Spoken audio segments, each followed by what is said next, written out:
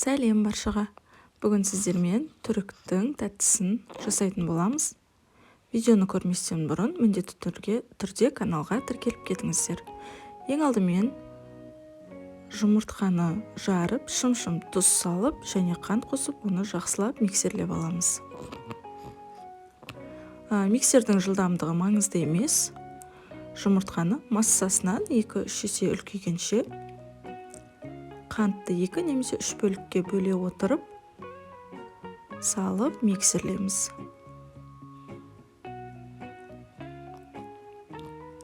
Жұмыртқамыз және басқа да ингредиенттеріміздің бөлме температурасында болғаны дұрыс. Массамыз көтерілгеннен кейін оған кәдімгі сұйық өсімдік майын құйып тағы да миксерлейміз. Көп миксерлеудің қажеті жоқ. Тек қана жақсылап араласса болды.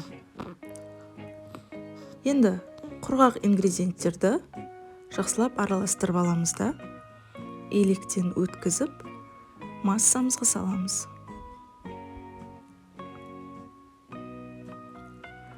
Оны да жақсылап араластырамыз.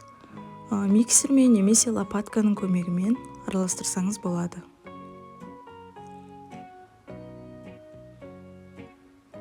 Жақсылап араластырып болған соң, ыдысымызды майлап аламыз. Пешке салатын ыдысымызды майлап, барлық жеріне майды жағып, пирогымыз жабысып қалмайтындай етуіміз қажет. Әбден майлап болғаннан кейін жаңағы пирогымызды құямыз. Барлығын бірден құйып және барлық жеріне тегіс етіп жайып, тегістеп аламыз. Духовкада 30-35 минут 170-180 градуста пісіріп аламыз. Оған дейін кремімізді дайындаймыз. Сүтімізді газге қоюға болатын ыдысқа құйып аламыз. Және бөлек ыдысқа жұмыртқа, қант және крахмалды салып араластырамыз.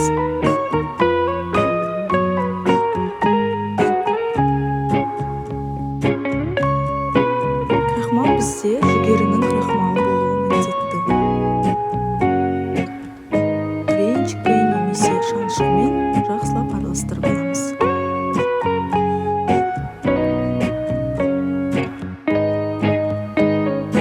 Әбден араласқан массамызды сүтімізге құямыз.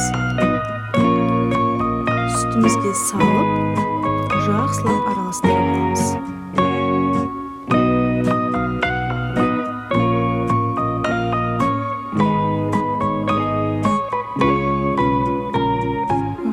Жақсылап араластырамыз да, газге жай отқа қойып, тоқтатпастан араластырып тұрамыз. Сүтіміз бір қайнап шыққанша, яғни ол қайнаған кезде қою кәдімгі кремге айналады. Оттан аламыз да, сары майды салып, сары май ерігенше жақсылап араластырамыз. Және суға қоямыз. Әбден су қажет. Оған дейін дайын болған пирогымызды жақсылап бетін таяқшамен тесіп шығамыз барлық жерін. Арасын жиі-жиі етіп тесеміз де, оған салқын сүтті құямыз. Сүт салқын болсын, ал пирогымыздың суы міндетті емес бұл жерде.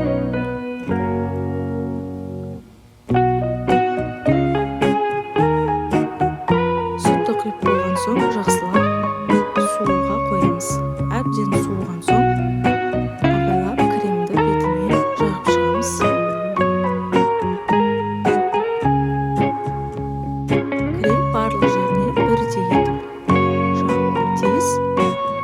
жағып болған соң бұл тортты пирогты бірден жеуге де болады, немесе тоңазытқышқа қойып кремін кішкене қатырып алсаңыз болады.